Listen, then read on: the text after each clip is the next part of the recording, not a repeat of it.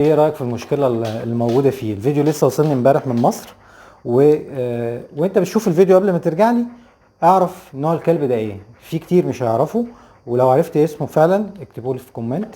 عايز اعرف بقى الناس اللي متابعه معايا شاطر ولا لا.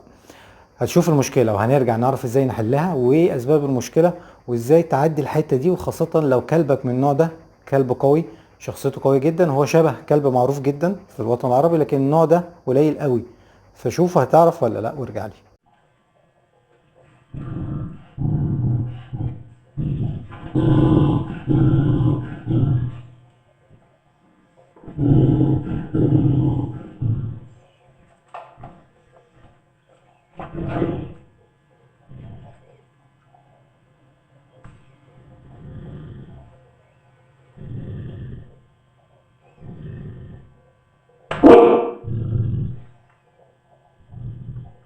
طيب شفنا الفيديو وانا دلوقتي مستني انكم تعرفوا نوع الكلب ده ايه، وهنتكلم دلوقتي على الغلطات اللي في الفيديو وليه الكلب بيزوم وقت الاكل.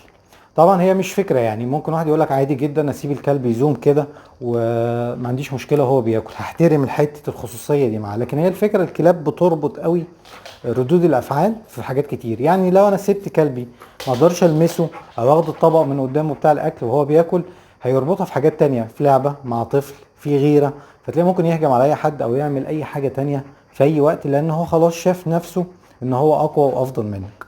خلي بالك من الحتة دي. طبعا اول حاجة انا عايز اقول له، انا الحقيقة ما تعرفتش بيه باسمه. هاي جرينزو. طبعا هو جعان بس انا مستنيه، مستني بس اخلص عشان اوريكم ازاي تحلوا المشكلة دي. اول حاجة هو حاطط الطبق في زاوية وده غلط جدا. هاي جرينزو ست، حاطط الطبق في زاويه على الحيطه، فده غلط. خلينا نخليه في مكان مفتوح، ويا ريت لو ستاند اوريك صورته دلوقتي. كل ما يكون الطبق عالي ده افضل للكلب عشان يعرف يبلع صح. طيب دلوقتي انا كلبي بيزوم عليا وما بقدرش اديله الاكل او اخد من قدامه الاكل او حتى المسه هو زي ما حصل في الفيديو ده. فاول حاجه هتعملها ببساطه جدا، هنحط نص الكميه بس، نص الكميه بس للكلب. يعني شوفوا انا بشيل دلوقتي من الطبق وهديله كميه قليله جدا، وهاجي مش هنزل بالطبق بتاعه. شايفين هو نزل ست من نفسه، هو ما يعرفش يعني ايه ست. انا بكلمك كلبك مش متدرب زي جرينزو. هو اول ما بينزل كده هتنزل بالصحن بتاعه. طبعا قلنا على الستاند او مبدئيا ادينا على الارض. الكلب خلص، الكلب خلص الاكل اللي قدامه. انا هكون يا مجهز طبق تاني شبه ده، طبق تاني شبه ده، وفي جزء من الكميه، ربع الكميه اللي باقيه دي، وقت حظك. طيب ما عنديش والكلب جعان وانا في ايدي التريت والاكل بتاعه، اسف الدراي والاكل بتاعه، ودلوقتي اروح نازل بايدي على طول في الصحن في الطبق واديله كميه. هرجع تاني نفس الفكره، هرجع تاني بنفس الفكره. هو خلص، فدلوقتي مش باصص بقى للحيطه زي ما انت عامل، لان ده برضو مش صح.